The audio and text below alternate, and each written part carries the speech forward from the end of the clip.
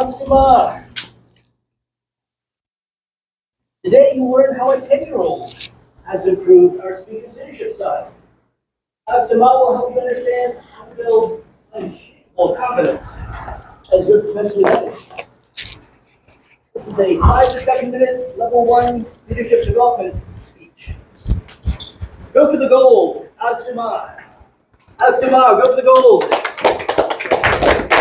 Thank you. Raise your hands if you were ever a child. Good, everyone. I'm not the only one. Now raise your hand if you've ever experienced disappointment in your life. A lot of disappointed folks here. Fellow Toastmasters, I want to rewind time for a moment. In spring of this year, around April, my wife and I had the opportunity to coach my son's soccer team, football, for those who are of that ilk. We had a great season. We won 5 games, lost 1, 2 draws, which I'm still seething about, but it was okay. A bunch of 9-year-olds, a bunch of 10-year-olds having fun, enjoying the game.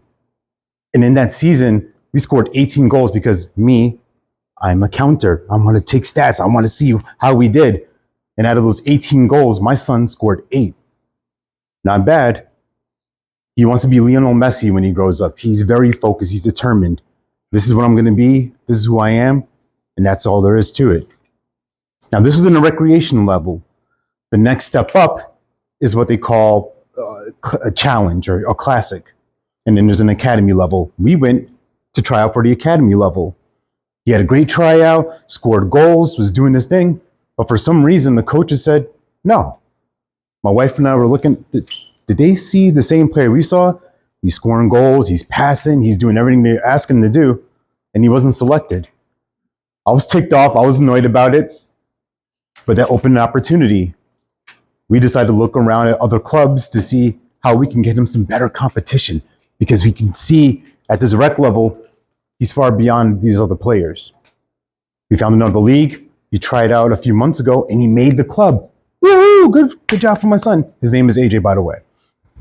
So AJ is on this new team. They're getting ready for their first game, which was 2 weeks ago. And in his position where I was coaching him, he was a striker, so offense, attacking, right? For whatever reason, the coach this year started him off on defense. He's a defender, so he's protecting the goal, near post, far post, making sure everything is guarded. He's doing a great job. But in my mind, I'm still annoyed. How does he not see it? What is he missing? Is he supposed to follow this prototype style of, I'm a player, I will do what the coach says? That's not how my son is. He's a Taurus. If you know anything about Tauruses, they're bulls, they have their own intentions, they have their own ideas about what life is supposed to be, and that's how they do. We had our first game 2 weeks ago. Our team won 4-1. And in that, my son scored 2 goals. You can clap. That's good. That's a good job for him. And I had a conversation with the coach the following practice. He meets me by the gate. He says, man, AJ's pretty good. In my mind, I'm getting ready for it. Tell me more. How good is he? I mean, I didn't know he had these great moves. I'm going to put him in this position. He's going to be center forward.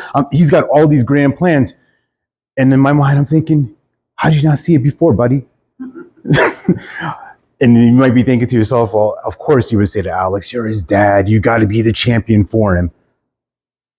But my son, he shows improves. You put a task in front of him and he improves. And one of the parents asked me, how did he get so good? Well, we've been practicing for hours every day. And he taught me something about my leadership style. Because when I was a kid, I loved to play American football, tackle football, and I boxed and I did Taekwondo. The coaches that I responded to were the ones that would grab you by the face mask, if you know that expression, get in your face, make you do extra laps. I love that stuff. I'm one of those kind of psycho competitive people. But I recognized with my son, that wasn't the way to do it. I would try to show him, hey, you got to do this drill, you got to go to the cone here, you got to practice that. And he's like, I just want to kick goals, I just want to score.